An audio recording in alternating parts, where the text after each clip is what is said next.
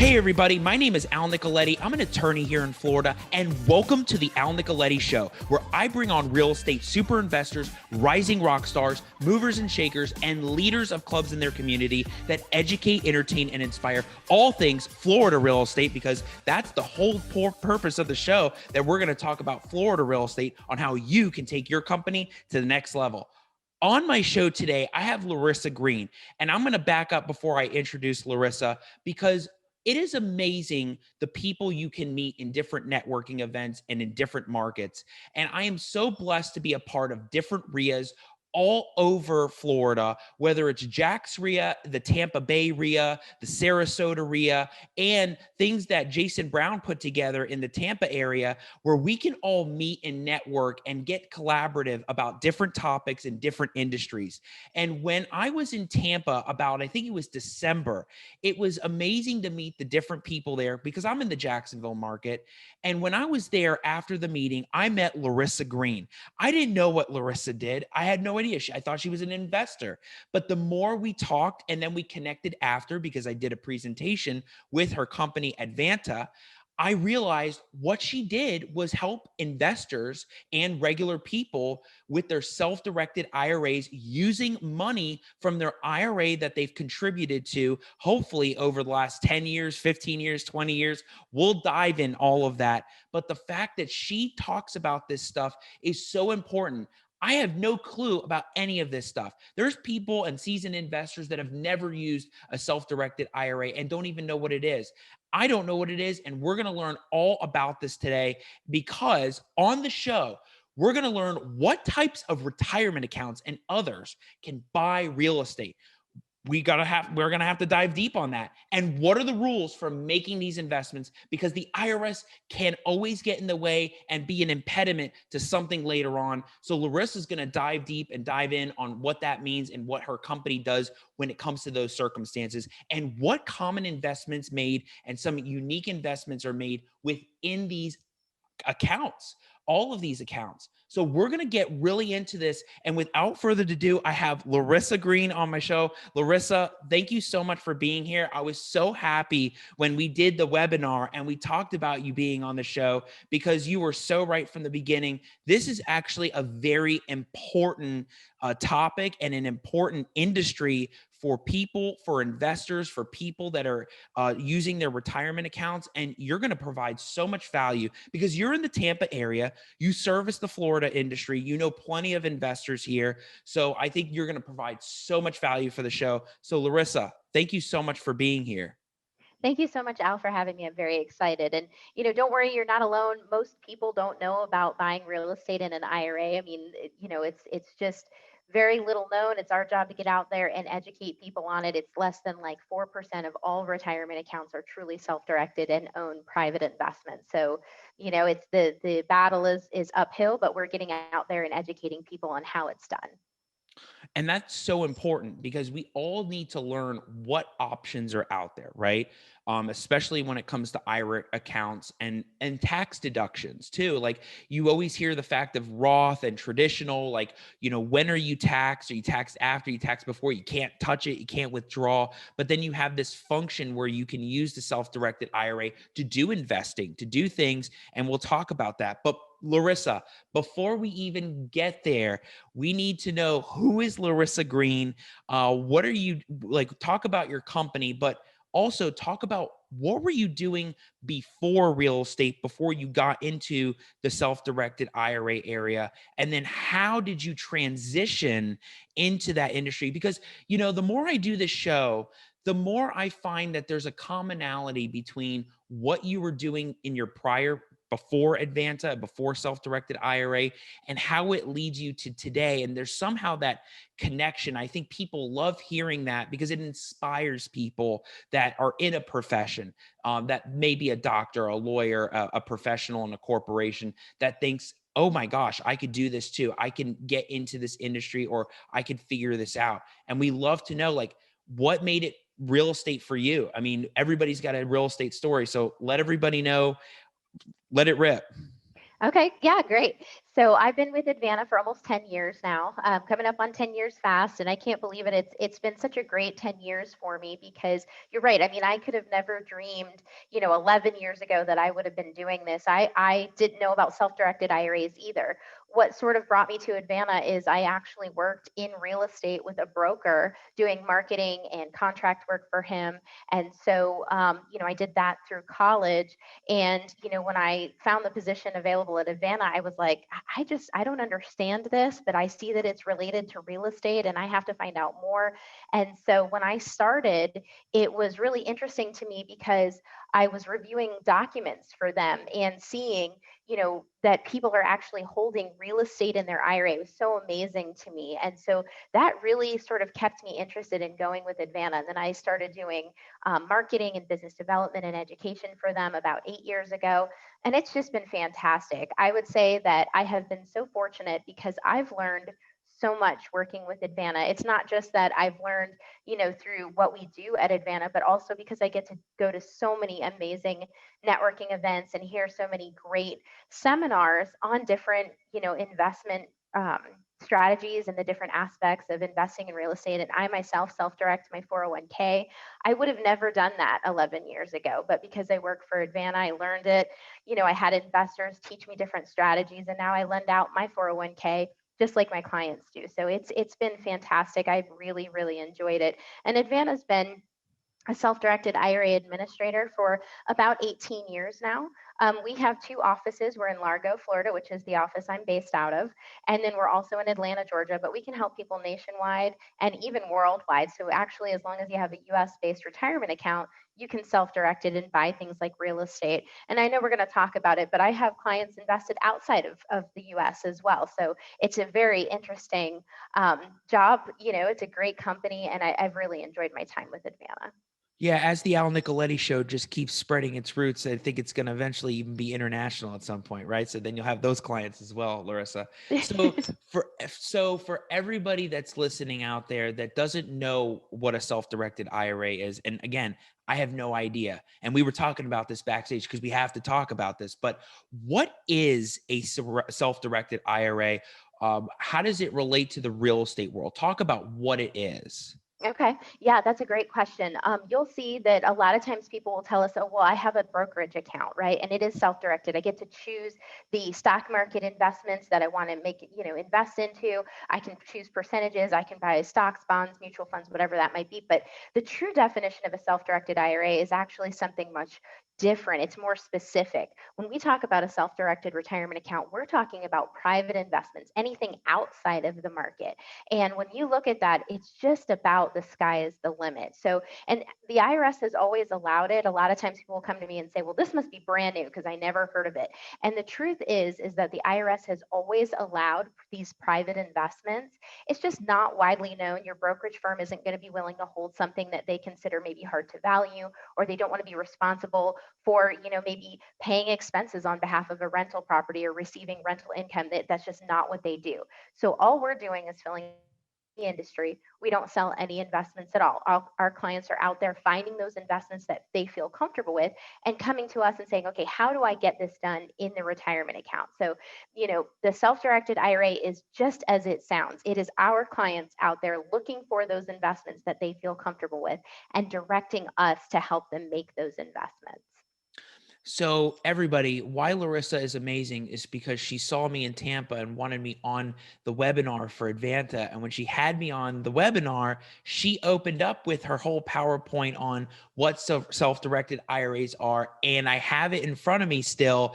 And, one of those things on the PowerPoint was alternative assets that include real estate, tax lien and deeds, farm animals, private equity, precious metals, foreign currency, oil and gas, equipment leasing, private lending, mortgage and notes. Talk to us about what all that means about the alternative assets. Are you saying that the self-directed IRA can be used for those items? Yes, exactly right. And just as I mentioned a little bit ago, really the sky is the limit. The only two asset classes that you can't invest in a self-directed retirement account are life insurance and collectibles. That's it. So, I mean, if you can, think it up, And as long as it's for investment purposes, it's very likely you can do it in an IRA. So I always start my presentations with that list of examples because I really just want people to start thinking about what they might be able to invest in. But really, I have people see that list and then come to me and say, well, what about this? What about that? And so the way that it works is when you make an investment in your retirement account, when we think about stock, we don't even think about how it might be purchased or titled or held in the retirement account because somebody else does it for us, right? So when you look at your brokerage account, it's going to say the name of your custodian, FBO, or for benefit of, your name and the type of account that you hold. And that's how all the stock is held as well. When you have something like real estate in your IRA, it's exactly the same. It's the name of the custodian, for benefit of, your name and your account number. And that is actually an asset of the account. So whether you're buying tangible real estate to rent it out, maybe you're lending money like I do, or you even want to invest in things like cryptocurrencies, cattle, alpaca, racehorses, private equity funds. We see people buy shares into local banks and wineries and breweries. So again, just about the sky is the limit. And we sort of like to look at it as invest in what you know best. Maybe you don't know the market all that well, or maybe you're just looking to truly diversify. Completely up to you. So what you're telling me is that you really can use that self-directed IRA for pretty much anything. Just about, just about. You just want to keep in mind that the IRS wants you to make investments for investment purposes. And I know we talked about this a little bit amongst ourselves, but you do want to be careful when you're doing a transaction.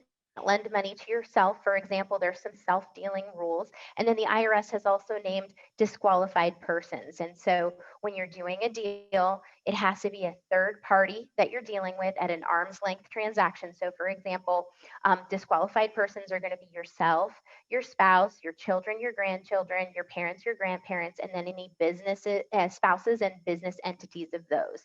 So you really have to look to third parties when you're making your investments. You can't lend yourself money, for example. You don't want to buy a rental property and let your kids live there. This isn't a vacation home or a second home for you. It has to be for investment purposes. So when you're out there looking for investments, if you have a property that you say, well, this would be great to vacation at 1 week a year, the IRS isn't going to allow it. So that's the one you do outside of your retirement account. But if you find a rental and you say, this is a great long-term rental, this is the one that I'm going to put a third-party tenant in so that I have growth with rental income and appreciation, that's the one for your IRA. Great tips for people out there that are interested in all of this. So there are creative ways to do it. You just got to figure out how the IRS plays in, of course, right? We can't get away from that. But there may be ways, and this is when they would consult with you or Advanta about like what those options are to figure out how they can get around it and or comply with the IRS requirements, right? That's the whole goal, is that there are these opportunities out there. Like, I mean, I think what happened is you have a lot of these companies. Well, I don't know actually how many companies there are, but I just see it a lot. I don't know if it's as much as insurance agents and financial advisors, but when I saw that PowerPoint and that slide where it talked about alternative assets, I'm looking at it now. That's what struck me and got me interested bringing you on the show, because it did relate to real estate. And yeah, you see companies that appear at the trade shows and at the other booths, and you're thinking, okay, yeah, like I mean, I just never knew what it was, but when I saw that, it's like visuals, right? You see something, and then that's what sparks the interest in what you're tackling, and it interested me because I'm not an investor.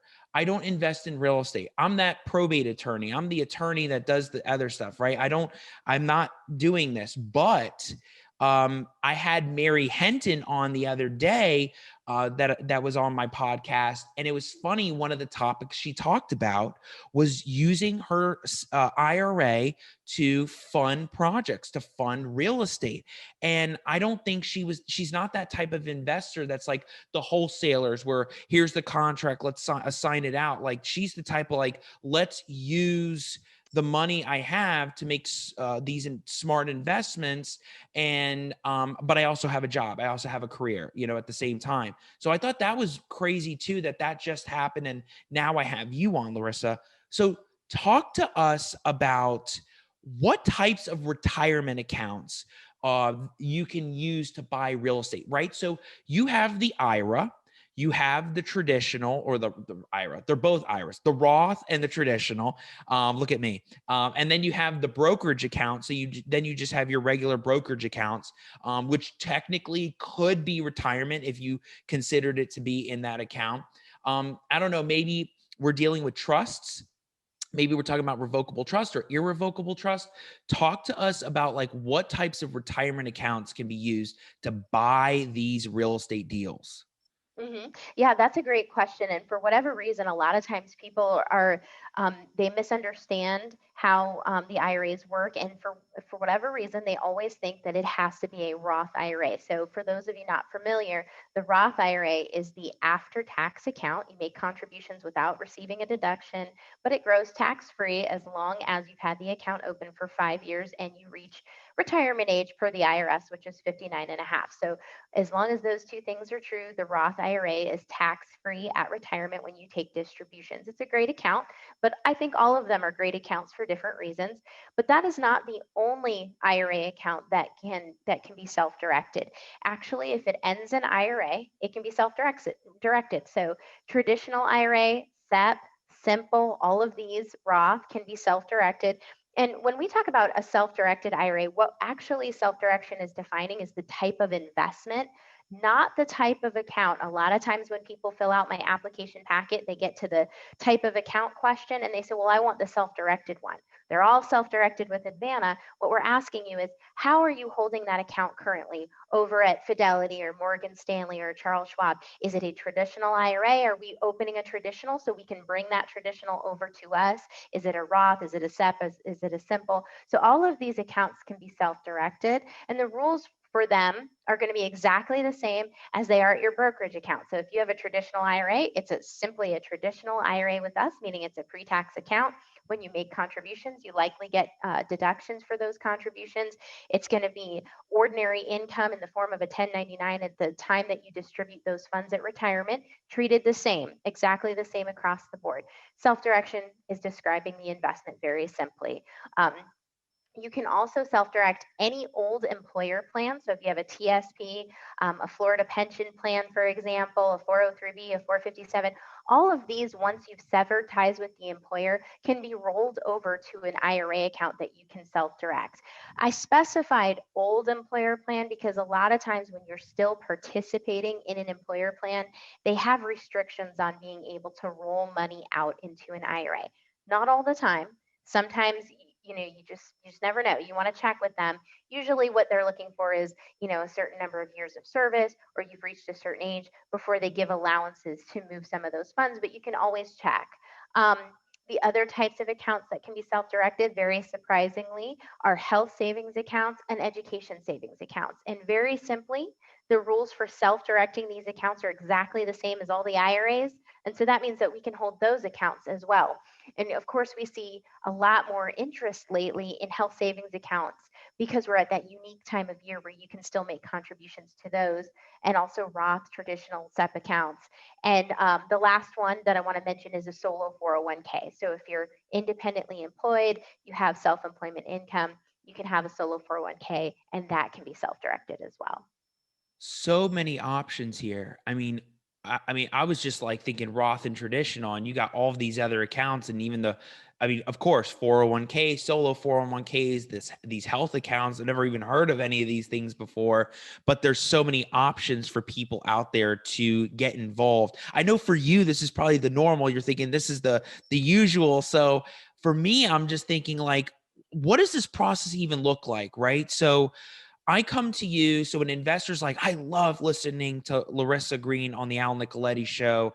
I want to figure out what to do. I've been saving in my Roth and my brokerage and my solo. And for about 10 years, I've amassed $100,000, let's just say. What is the first step? So they reach out to you. They say, hey, Larissa, I'm interested in doing the self-directed IRA thing. Walk me through the steps of like what Advanta does. It's got to probably get to a point that they fill out an application at some point. How do they tap out of that account to use the money? Is it like Advanta has something with the account that like they're not commingled, but intertwined in some way that they can use the money. Just walk us through that process, because now I'm getting to a point I don't even know what I'm talking about. So bring us through the whole steps, please. Yes, absolutely, Al. So basically, we have you open an account. Depending on if it's an IRA or an old employer plan that you're moving over, the process is a little different. But if you have an IRA with a brokerage firm, all we do is have you complete our transfer form. It helps us request the funds on your behalf. When you're moving money over to a new IRA account, no matter where it is, whether it's coming to us or you're doing, two brokerage accounts or whatever, the process is really the same. You have the receiving custodian complete a transfer form with them. They submit it on your behalf, and then the money comes over. It's not an all or nothing strategy. So in your example, Al, $100,000, if the investment you're making only calls for 50,000, you can just move over that 50,000. It is completely up to you.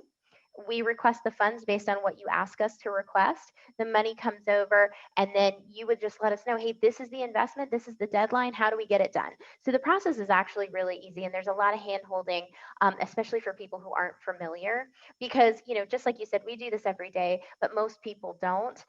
So we're going to walk you through it. So regardless of whether it's coming from an IRA or 401k, we're not going to leave you out to dry. You just let us know, and we're going to walk you through the process.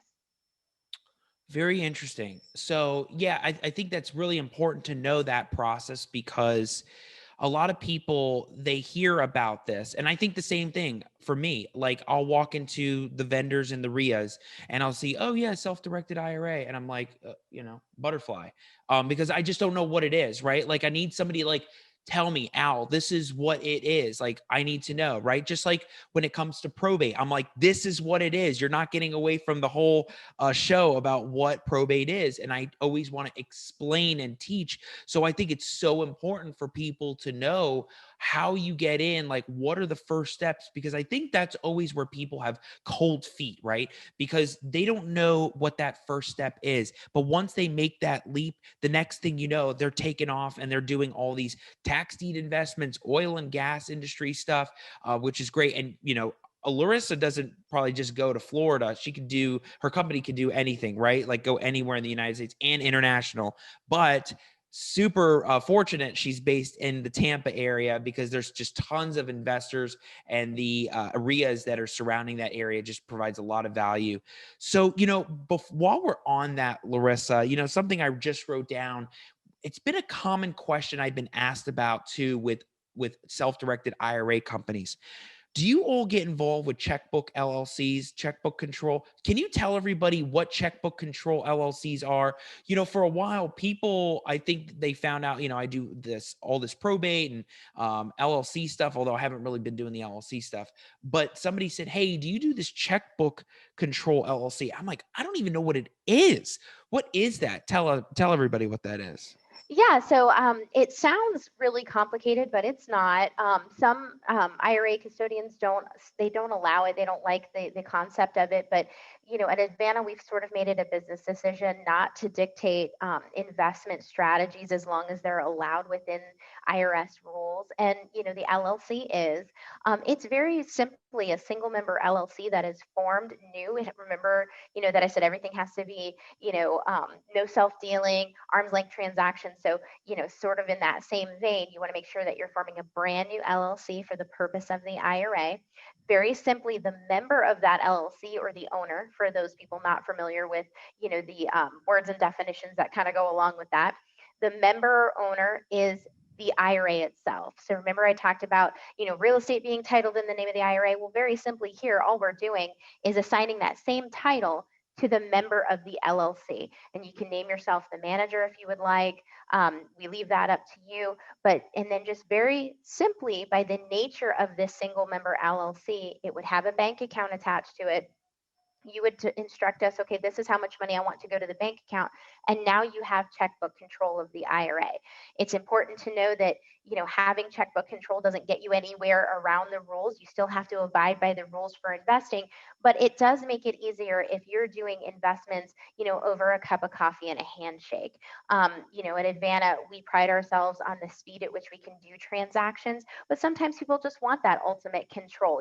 They're very serious about how they get investments done, and they want to be able to say, I can write a check this afternoon for a deal I talked about this morning. And so that's where we usually see people go with checkbook control.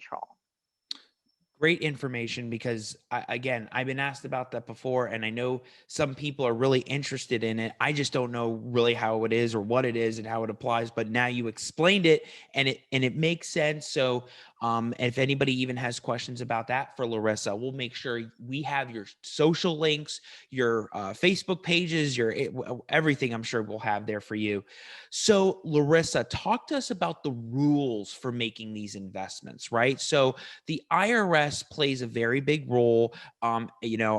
I'm not a CPA, but you have to have a CPA on your team. You should have one on your team. I don't know how you all handle it, but at the end of the day, you got to make sure you comply with IRS rules and you're not trying to skirt the rules and get around anything. So, what are those rules? What are the things that Advanta um, teaches people about and being careful with, and that you speak about and promote, that it can be very helpful for people? And hey, maybe it doesn't even just apply to self-directed IRAs. There may be some tips and stuff that you tell us about today that we don't even know about. Like, I didn't even know, somebody said the other day that if you do a ladybird deed, you actually get the your kids can get to keep the step up in basis from the time you bought it. I'm like, I had no idea about that. So we can learn something crazy cool today from you. What do you have about those rules for investments? Well, we talked a little bit about the disqualified persons. I mean, those are going to really be at the top of the list for things you need to be aware of. And you're right, you can't go around the rules, especially here. And I know that there's, a lot of times when I talk to CPAs, for example, they'll say, "Oh yeah, we don't want to go around the rules. You have to be very careful." There's a gray area, and ultimately what we'll try to do is, if a client asks us, "Okay, is this strategy okay?" We'll say, "Okay, well, here's the way the rules work." We always leave it up to the client to make the determination, or again, like you mentioned, suggest they talk to their tax professional. And like you said, they should have somebody good on their team that can help answer those questions. But we do teach on the different rules for the IRS and self directed IRAs on a regular basis. We have classes every week. Will specifically go into rules and strategies. For example, we do a webinar specifically on checkbook control so that people can understand, how do you get the money there? How do you get money back? What happens when you try to partner? So we talk about that stuff a lot. What happens oftentimes is we talk very black and white, but then I might have somebody come to me and say, "Well, what about this?" So a good example of that is, I mentioned the disqualified person. So basically people up and down your lineal tree, and then businesses owned by those individuals and spouses of those individuals. Those are going to be disqualified persons. So even when you're dealing with those people at what you would consider a fair market value basis, it's still not allowed. So that's very important. But now you have these other individuals that are not necessarily considered disqualified. So, like brothers, sisters, aunts, uncles, cousins, not expressly prohibited from dealing with your IRA. So, how could that be a gray area? Well, I'll give you an example. Let's say that I buy a rental property in my retirement account, and my brother says, "You know what, I love that property. I know that it's vacant. I know you're asking $1,500 a month rent. I'll rent it from you fair market value. We'll sign a lease. Everything's above board. Let's do it." And I say, "You know what? That sounds great. We'll do it." That might be fine. But let's say that my brother can't rent anywhere. He doesn't have the $1,500 a month. So I cut him a break on the rent. It's either he lives with me or he lives in the rental property owned by my IRA. Now we're getting into a super gray area where that might be prohibited because there's an intrinsic value to me as the self directed IRA owner. And that's where that could be considered self dealing and could very, very potentially be prohibited. And so, we'll explain these to clients. In this scenario, it might be okay. In this scenario, it might not be okay. Now bring in your CPA and have that discussion with them so that you can decide whether or not you're comfortable working in that gray area. So there's a lot of scenarios like that that we go over with the client. But ultimately, you have to remember, it is a self-directed IRA. So you want to feel comfortable in the investments that you're making and make those decisions with the help of a professional that can help you. For sure. Do you have any interesting stories that you could share about it, like a success story that has happened with somebody by them getting the self-directed IRA? I'm sure there has to be like one that's sticking in your mind, that you remember to this day, right? It's like always that one that's like, I remember when this person came to me, said they wanted to do this, and they ended up amassing a great portfolio, and they're doing great. They're complying with the IRS stuff. They have no issues. What would be that story, that success story that you can think of? Yeah, I do. I do have one. I mean, I meet so many talented and intelligent investors. It's really amazing to me. And I love hearing the stories about what they're doing with their retirement accounts. I did a webinar with a friend, Bill Cook, probably about 3 months ago, I guess now, and he talks a lot about different things like options in real estate, and how to grow your retirement account with just starting with a little bit of money. And so those are oftentimes my favorite stories, because people come to me and say, well, I didn't have a company 401k, so I'm just getting started and I'm starting with a contribution. Can I do anything with $6,000? But, there's so many amazing stories out there with people taking that contribution and turning it into something that has growth. And yeah, I mean, a lot of times that growth is going to be over several years, 10, 15 years. But when you look at $6,000 and it becomes $50,000, that's such a great success story to me. And I have a couple. So one, I would definitely recommend checking out the webinar that I did with Bill Cook, because he talks about taking basically a contribution amount of money, putting it into a real estate option where, over time it's going to be worth somewhere around 35,000, and he started with around 3,000. So I think that's a great story. But I do have another one where I had a client buy a property at an auction, and it was a tax deed sale.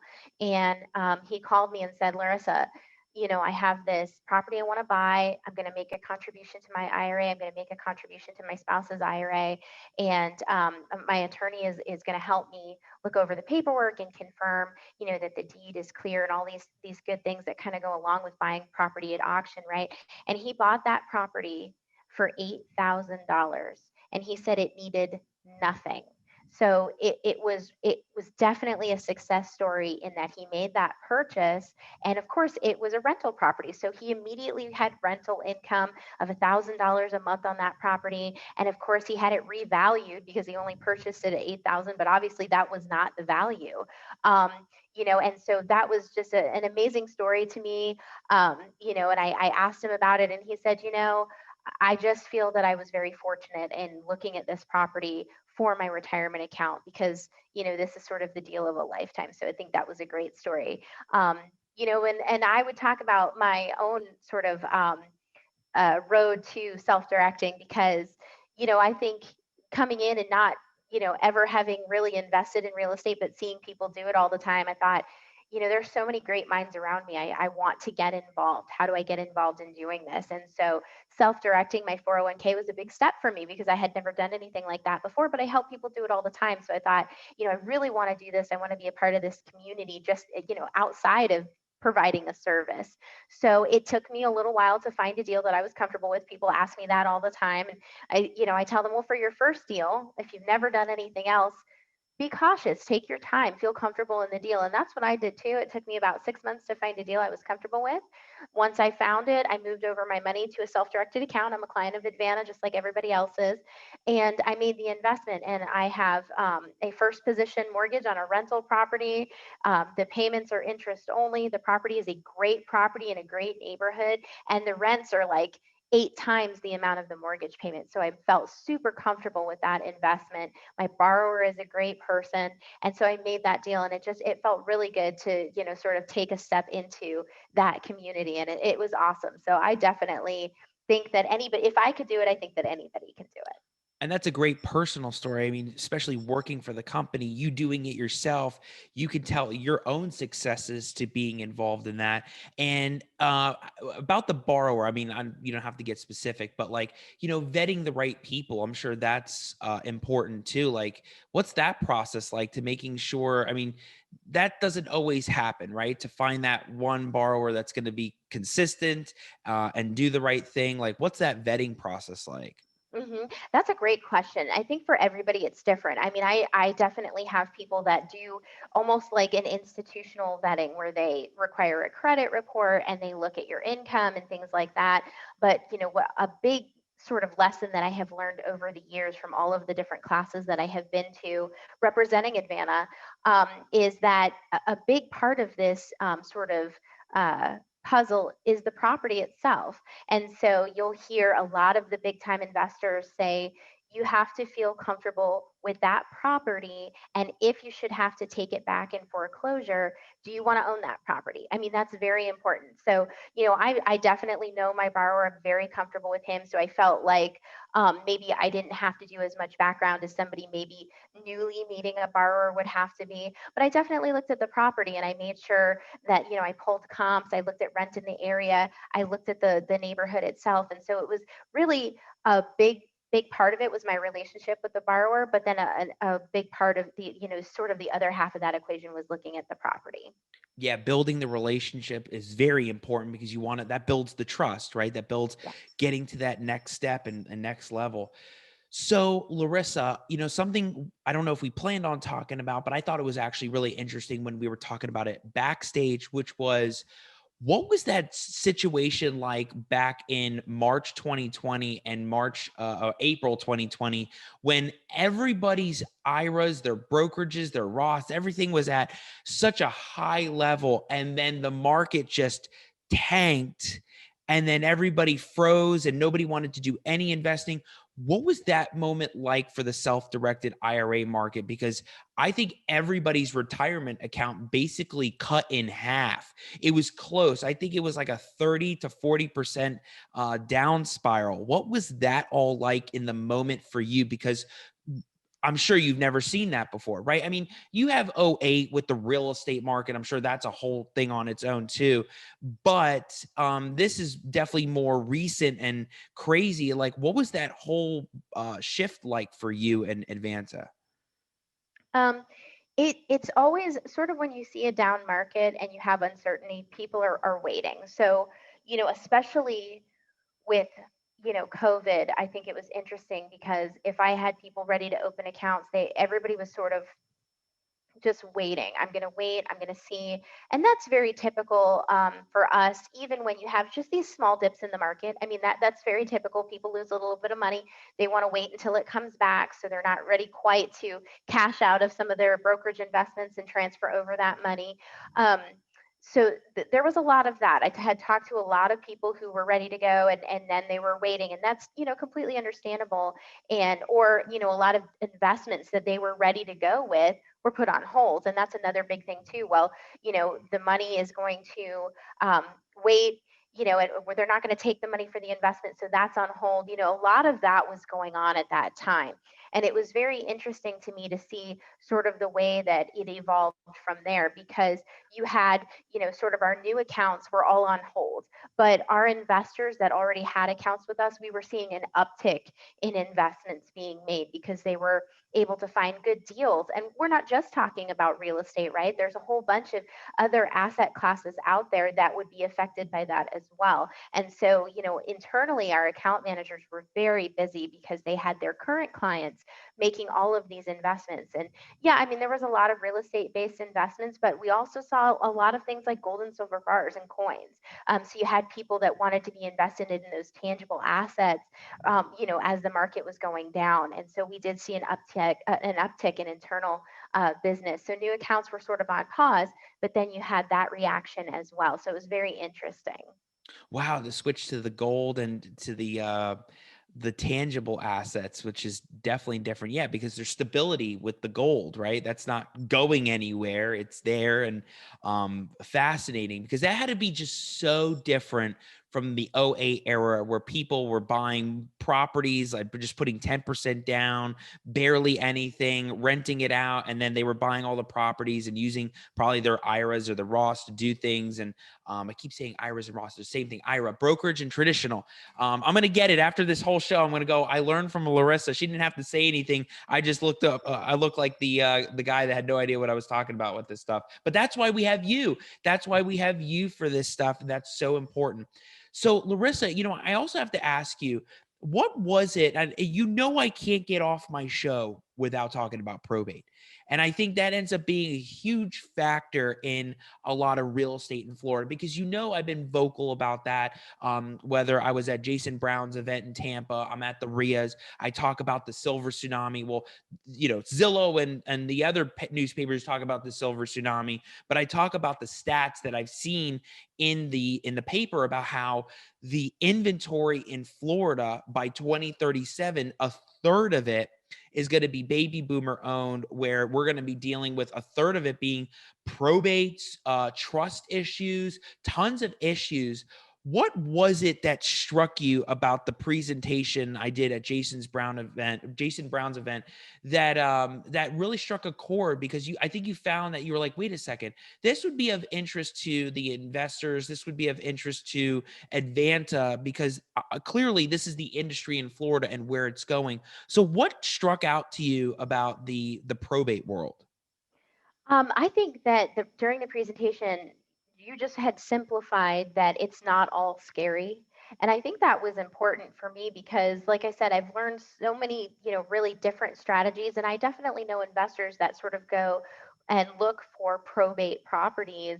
And it seemed like there just wasn't as many as I expected after listening to the presentation. I was thinking, all I've heard are the scary stories, the ones that take 9 months, the ones that involve too many people and there's too many battles going on. And so those are, the stories that I hear, and so, but then when you really talked about how simple it is and really the process behind it and what the purpose of probate was, it made me think, I can't believe more investors aren't utilizing this strategy. And I think maybe they are like me, they hear the scary stories and they don't want to take that on.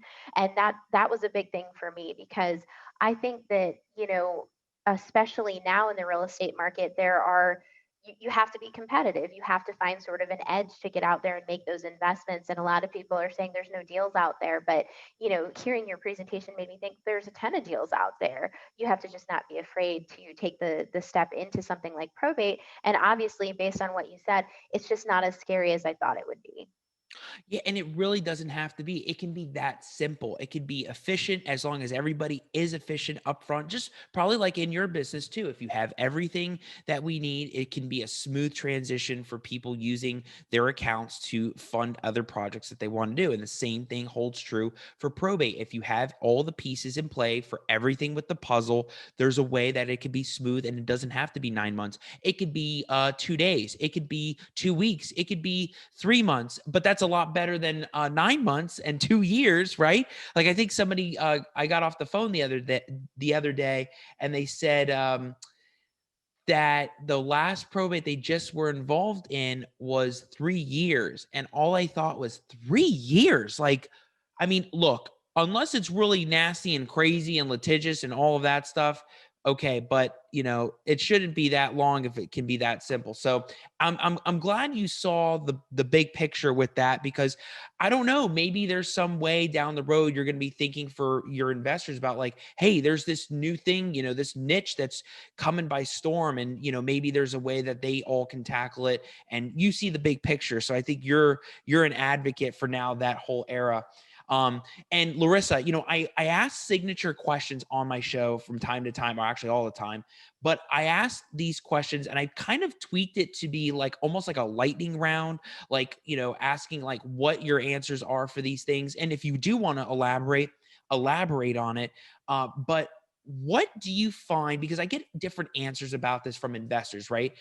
You're very unique. You're that vendor auxiliary part in real estate. That's like, you're an investor though too, which is kind of cool. You are. I mean, I didn't know that even bringing you on. So that really does qualify you even for being on the show too. But from time to time, you get these answers like, well, the title got in the way, the appraiser got in the way, the lender, so many things. The tenants won't let us in. There's different things that impede people's deal. What have you found, whether it's things that you're hearing from your clients or things that you've seen, that end up being some of the biggest deal killers to either the self-directed IRA market or your real estate market? I think the biggest thing, especially for a new investor, so anybody who listens to this podcast and says, "I did not know that I could go to that sort of bank of money and start investing," and I've been wanting to, and that sounds great. Especially for those people that are new, pick a deal that is sort of simplistic. I think a deal killer so many times is going to be when I have a brand new investor and they pick a deal that has a lot of moving parts. I have people come to me and say, well, I need money for a down payment. How do I get the IRA involved? There's going to be a mortgage on the property. I have three partners in this deal. How can I put the IRA into a position so that I can utilize that money for the down payment? This is a deal with a lot of moving parts. If you're an experienced investor, that's really not a problem. And even if you don't really have a fear of the moving parts and you're brand new to it, that's okay too. But when I have people sort of like myself, where it had taken me a little bit of time to find a deal I was comfortable in. If you're more like me, don't bring in a deal that has a lot of moving parts. Look for the one that's a little simpler, because that's going to be the one that's very straightforward. This is how we get it done. When you have all these moving parts, then we're talking about a whole lot of things, and we need more professionals to get involved. And that might be a little scary for the newer investor. And so that's why when you talk to Larissa, I can't even talk today.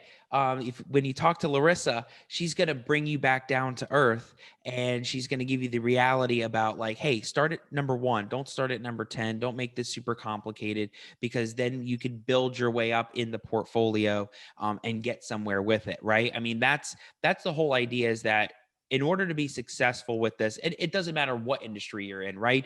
That's the thing about this show that I've realized too, is that every time we're talking about real estate, it always goes back to business, and always starting from square one. Don't go so big that you can't fulfill it, and then you're just like, I'm done with this thing. Start at square one, go to two, go to three, and figure it out from there, and make it very simple.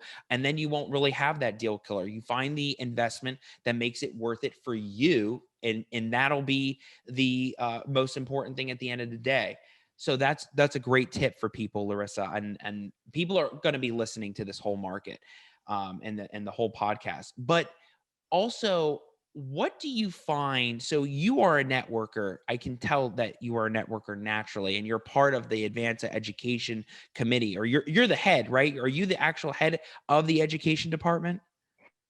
So, I'm one of the business development people that have been with Advanta the longest, and so one of my primary jobs used to be education, and so that title has sort of stuck with me. But everybody in business development, all of my partners, they're so great, and we all sort of bring education to the table at this point. Yeah, I mean, you providing this education is really important to people too, because they need to be educated about, how do I do this? What do I do? Getting involved. But what's great about you is that you like building relationships. And I think that plays a big role in you being even on the show, me doing the webinar with you, you working with other investors. How do you build that relationship rapport with these clients, with these investors, that really helps them understand and say, hey, there's an opportunity here. We can help. What strategy and what method are you working on that helps build that trust between people? Because I ask the same question when it gets to investors and sellers, right? Very important is like, how do you build that rapport? Not even just in the beginning, not in the middle, but continuing throughout the beginning to the end, and over even past the end, about building that rapport and trust and relationship. So what are those things that you're doing to build that trust? So I don't know if it's on purpose, but I would say I just think that what all of the investors that I know, what they do is so interesting to me. So just being a part of the community and asking them about their strategies has always been a way that I have built relationships. But like I said, I don't think it's on purpose. I think that I'm just so interested in how people have built success, and I want to follow in their footsteps, and I want to learn what they're doing so that I can do the same. And I think that that has been a big part of how I really met people. I remember, probably about, I don't know, 7 years ago now, I went to a seminar to represent Advanta, and there were two women there speaking, and they were talking about how to get into rehabbing. And it was just such a great presentation, especially, to see women in the business speaking about the business, because you just don't see that as much. And it was amazing to me. And one of their pieces of advice was to start with, when you're rehabbing, start with a house that just needs a shave and a haircut. And I thought that was such an incredible piece of advice that I went over and I asked them more about it and how they got involved. And then they did a webinar with me. And, that's really how we got to be friends. And so, my relationship with them was really just based on interest in how they became successful. And that one piece of advice that I will never forget: start with a shave and a haircut. So I just thought, excuse me, it was so great. Good. Wow, that's great. I mean, that if that's how it all starts, and you're just a natural at doing it. You love building the relationships, and that's why you reach out. You're like, hey, let's do this webinar. Hey, let's do this podcast. Let's be on the show. And it's like I think you get the whole rhythm behind relationship building, and that's why you have clients. That's why you have people that are doing the self-directed IRA stuff. So, Larissa, you are amazing. How can people get in touch with you, and who are you looking to get in touch with you? I'll make sure we have your social links, your Facebook page. Let everybody know, like, all of that stuff too. But who do you want contacting you to say, hey, let's do this thing? Yeah, you know what? I would love to talk to anybody that, this sounds interesting to. You don't have to be ready to self-direct. A lot of times people call, talk to me, find out what it's all about, and then I hear from them a year later. But in the meantime, they join us for webinars. I love to talk to people that are ready to self-direct, but also if you're raising capital, for example, IRAs are a great way to raise capital. So, if this sounds interesting to you at all, I'd love to talk to you. You can reach me on my direct line. This phone number will come to me directly: 727-754-9963. And reach out, and you can find me on LinkedIn. You can find my company on Facebook, and you can find our saved webinars, including the one that I did with Al, on our YouTube channel. So just go to YouTube, search Advanta IRA, and we're up there, and we're doing classes all the time, and they're always free. So I would encourage anybody really to reach out and just find out more, because I think it's such a great strategy. So if you're not ready now, that's okay.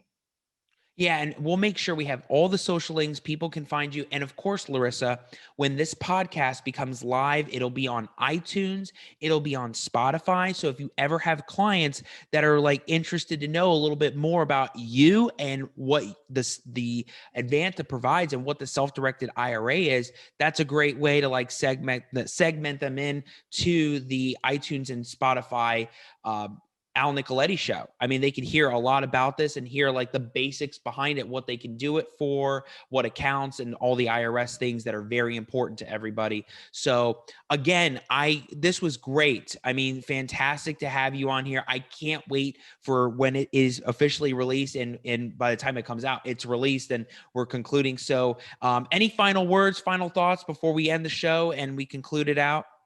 You asked me about unique investments, so I thought this is sort of fun. I was in a networking Zoom group in San Diego last week, and one of the investors laughed when I mentioned unique investments. We have clients that invested in things like crypts, like burial crypts, and we have a lot of people investing in cryptocurrency. So this investor sent me a message and was like, "Larissa, your new slogan should be anything from crypts to cryptocurrency."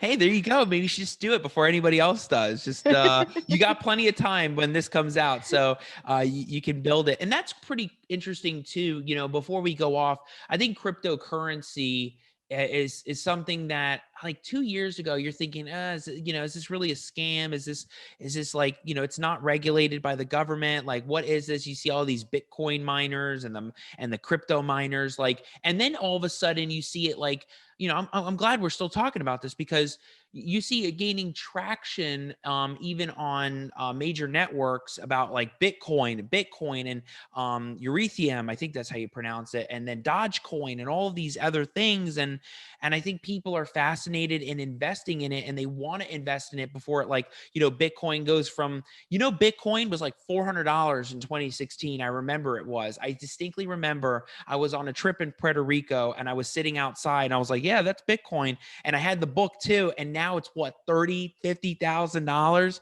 So people can invest in that even with the self-directed IRAs, right?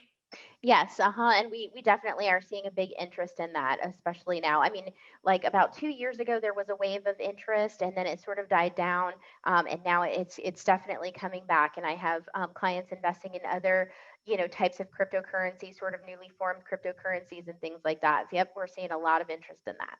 Fascinating. That's great for people to know because a lot of people are getting into all the crypto stuff. And there's plenty of investors even here in Jacksonville that are starting to talk about like crypto even more. So again, fantastic stuff. Those are unique investments. For anybody interested in the self-directed IRA, you will get in touch with Larissa Greene. I'll make sure we have all of her contact info. So everybody will be listening. I saw somebody was listening to my show in the car the other day. They posted it. They posted the picture in the car. So I know people are listening, and I know that people will be getting to listen to this show when it comes out, this episode. So Larissa, amazing stuff. Thank you so much for being on. I had so much fun talking about this with you today. Thank you so much, Al.